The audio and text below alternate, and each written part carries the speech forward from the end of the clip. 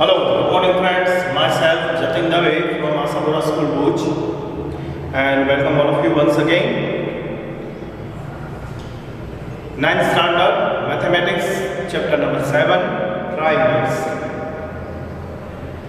Yesterday we have studied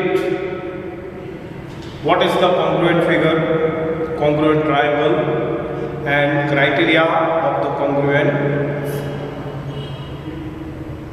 in our video number 1 and 2. Now this is our third continuing video from the lesson triangles, and today we are going to discuss theorem 7.1 with a proof.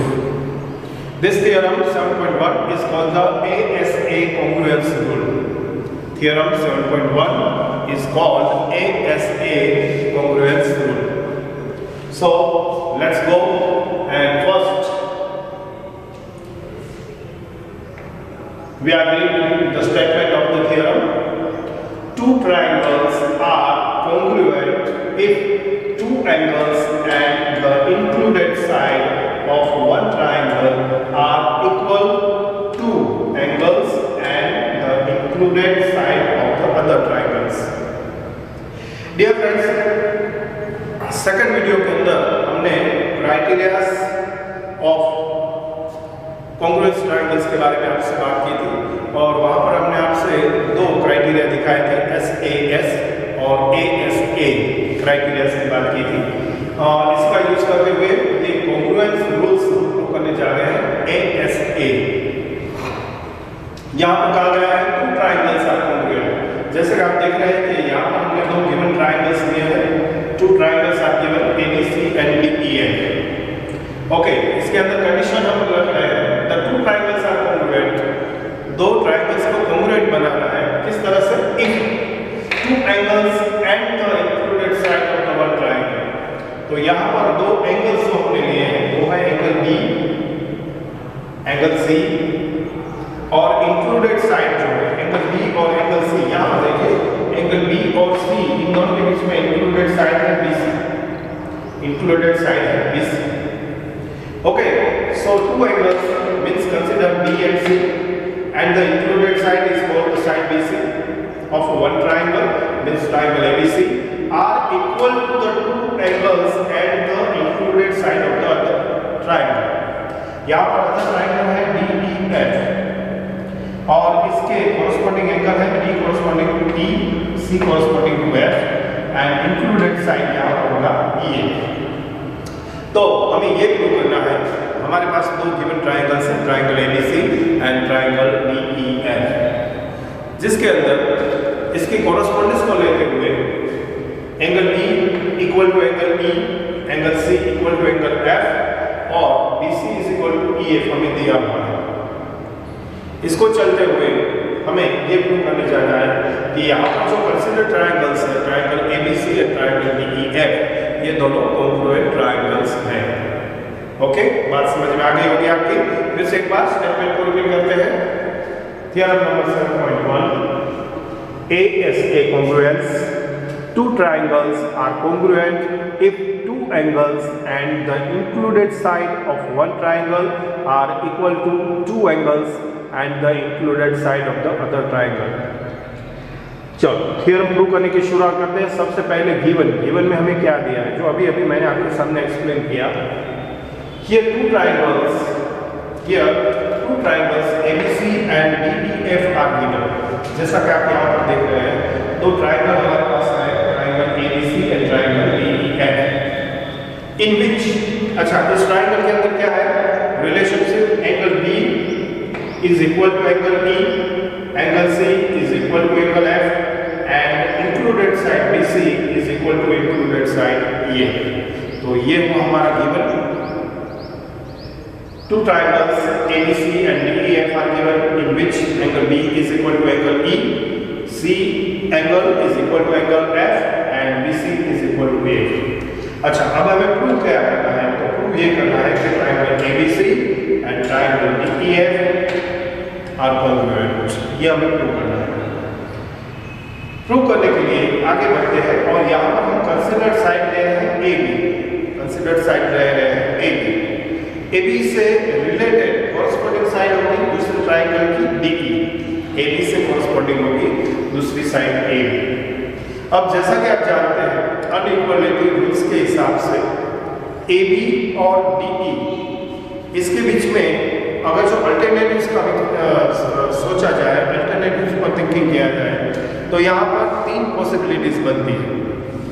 Case number 1 जिसे हम लेकर आगे बढ़ेंगे, case number 1 जिसे लेकर आगे बढ़ेंगे, और ये फर्स्ट पॉसिबिलिटी है AB is equal to DE, AB is equal to DE, मतलब कि both the measurement of the both the sides are equal, AB is also equal to DE। अगर जो दोनों साइड इक्वल्स है तो यहाँ पर हम कह सकेंगे AB is equal to DE, जो हमने बाय कंस्ट्रक्ट किया है। गिवन में दिया हुआ है B is equal to F angle and BC is equal to EA। तो यहाँ पर देखिए जो हमने आर्ग्यूज लगाए हैं वो आर्ग्यूज इस तरह से, फिर से एक बार please let's see the board. AB is equal to DE जो हमने सपोज किया, मतलब बाय कंस्ट्रक्ट किया। दूसरा angle B is equal to angle E जो हमें गिवन में दिया है, और तीसरा BE is equal to EF वो भी हमारे पास गिवन में अवेलेबल है। तो side angle and side, side angle and side. So by the SAS rule, by the SAS rule और क्राइटेरिया ऑफ SAS हम यहाँ पर कंक्लूड करेंगे triangle ABC is congruent to triangle DEF, triangle DEF। तो ये था हमारा केस नंबर 1 जिसमें हमने लिया कि let AB is equal to DE and then AB is equal to DE, angle B is equal to angle F from the given and BC is also equal to EF from the given. So triangle ABC is congruent to triangle DEF SAS rules के supports. Okay, लेकिन जैसा कि मैंने आपसे बात की कि यहाँ पर जो हमने कंसिडर की है कोरस्पॉन्डिंग साइड्स, उस साइड्स को लेकर अलग अलग पॉसिबिलिटीज पर हमें सोचना है। और अब हम आगे चलते हैं केस नंबर 2 को लेकर। So once again please let's see the board case number 2। Now if AB is not equal to DE, अब इस केस पर सोचेंगे हम कि AB और DE इक्वल मेजर नहीं है। अच्छा, इक्वल मेजर नहीं है तो यहाँ पर फिर से 2 पॉसिबिलिटीज क्रिएट होने वाली है। एक पॉसिबिलिटी है AB is greater than DE, AB बड़ी है DE से, और दूसरी पॉसिबिलिटी हम केस नंबर 3 को कंसिडर करके लेंगे AB is less than DE, या तो AB बड़ी है या छोटी है। अभी जो बात करने जा रहे हैं वो है AB is greater than DE equally. Please let's see the carefully. Here the given triangle ABC and triangle DEF. Angle C is equal to angle F. Angle B is equal to angle E, and included side BC is equal to EF from the given. Now we discuss the case number 2. Let if possible AB is greater than DE. AB DE से बड़ा है. So we can take a point P, we can take a point P on AB such that PB is equal to DE. कहने का मतलब ये है कि अगर जो AB साइड DE से बड़ी है तो यहाँ पर AB पर से एक P पॉइंट ऐसा लगाएंगे, ऐसा कंसिडर करेंगे जिसके कारण PB इक्वल टू DE हो जाए। Okay, now consider triangle PBC। यहाँ पर एक और ट्राइंगल आपको देखने को मिल रहा है, triangle PBC and triangle DEF. Triangle PBC and DEF के अंदर observe that triangle PBC and triangle DEF PB is equal to D by construction. अभी जो हमने किया, angle B is equal to angle E because of the given, and BC is also equal to EF from the given. So we can conduct that triangle PBC congruent to triangle DEF. फिर से एक बार SS rules के हिसाब से हमने इन दोनों को congruent कर दिया। By the SAS assumed from the congruence, since the triangles are congruent, their corresponding part will be equal. जैसा कि हम जानते हैं कि एक बार कोई भी ट्राइंगल है इसे कॉन्ग्रुएंट प्रूव कर दो, ये कॉन्ग्रुएंट प्रूव करने के बाद जो remaining part of the triangle है वो अपने आप बाय द सिंप्लिसिटी वो कॉन्ग्रुएंट हो जाते हैं, और कॉन्ग्रुएंट होने की वजह से हम यहाँ पर कह सकते हैं कि एंगल PCB, देखिए अच्छी तरह से ध्यान दीजिएगा, angle PBC is equal to angle DFE, is equal to angle DFE. Okay, so angle PCB is equal to angle DFE, but we are given from angle ACB is also equal to angle DFE, जो original triangles है. Therefore, we conclude that angle ACB is equal to angle PCB, and this is possible only if P is consigned with A.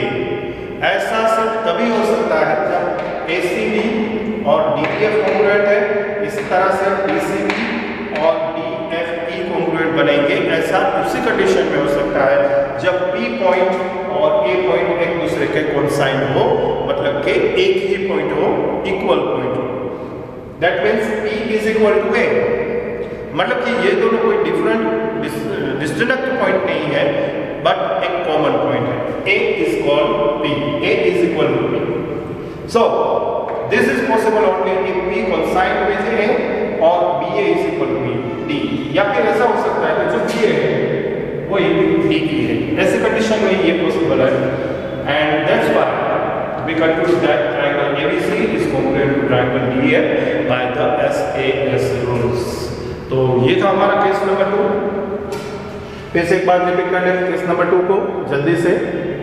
Let if possible AB is greater than D, so we can get point P on AB such that PB is equal to D, and now consider triangle PBC and triangle DEF. Observe that in triangle PBC and DEF, PB equal to D by the construction, and angle B is equal to angle E from the given, BC is equal to DEF from the given, and we can conduct that triangle PBC is congruent to triangle DEF.